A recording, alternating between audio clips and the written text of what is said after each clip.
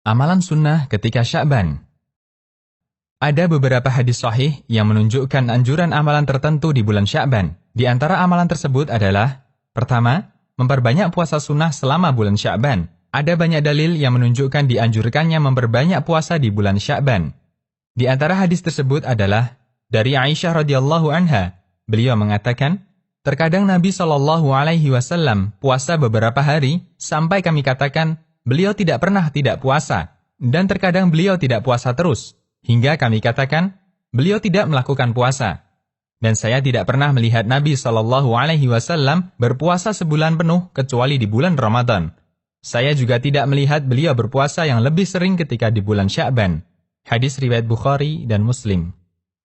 Aisyah radhiyallahu anha mengatakan, belum pernah Nabi SAW berpuasa satu bulan yang lebih banyak daripada bulan Sya'ban. Terkadang hampir beliau berpuasa Sya'ban sebulan penuh. Hadis riwayat Bukhari dan Muslim.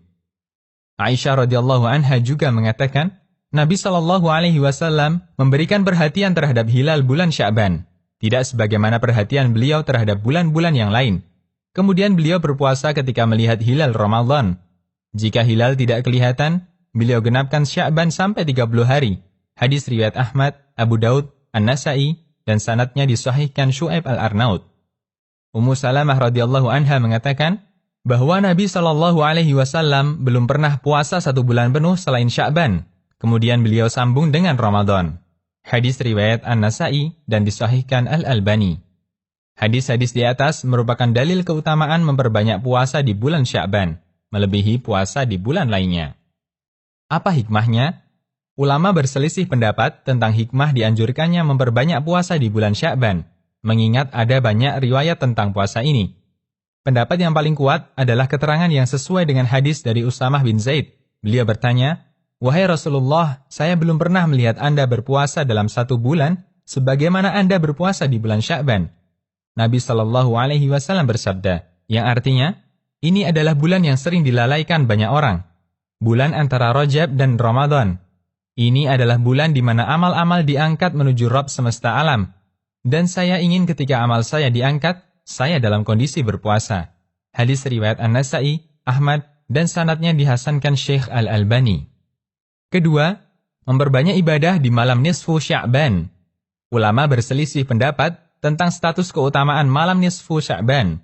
Setidaknya ada dua pendapat yang saling bertolak belakang dalam masalah ini. Berikut keterangannya. Pendapat pertama, tidak ada keutamaan khusus untuk malam nisfu Sya'ban. Statusnya sama dengan malam-malam biasa lainnya. Mereka menyatakan bahwa semua dalil yang menyebutkan keutamaan malam nisfu Sya'ban adalah hadis lemah. Al-Hafidh Abu Syamah mengatakan, Al-Hafidh Abul Khitab bin Dihyah dalam kitabnya tentang bulan Sya'ban mengatakan, para ulama ahli hadis dan kritik perawi mengatakan, tidak terdapat satupun hadis sahih yang menyebutkan keutamaan malam nisfu Sya'ban. Al-Ba'ith ala inkaril bid'ah. Syekh Abdul Aziz bin Baz juga mengingkari adanya keutamaan bulan Sya'ban dan nisfu Sya'ban. Beliau mengatakan, terdapat beberapa hadis dhaif tentang keutamaan malam nisfu Sya'ban yang tidak boleh dijadikan landasan. Adapun hadis yang menyebutkan keutamaan salat di malam nisfu Sya'ban, semuanya statusnya palsu, sebagaimana keterangan para ulama pakar hadis. At-Tahdhir min al-Bid'ah. Pendapat yang kedua, terdapat keutamaan khusus untuk malam nisfu Sya'ban.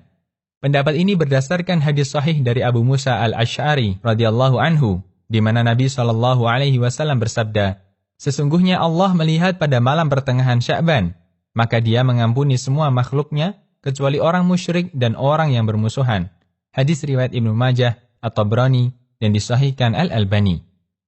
Setelah menyebutkan beberapa waktu yang utama, Syekhul Islam mengatakan, pendapat yang dipegangi mayoritas ulama dan kebanyakan ulama dalam mazhab Hambali adalah meyakini adanya keutamaan malam nisfu Sya'ban. Ini juga sesuai keterangan Imam Ahmad, mengingat adanya banyak hadis yang terkait masalah ini, serta dibenarkan oleh berbagai riwayat dari para sahabat dan tabi'in. Majmu' Fatawa.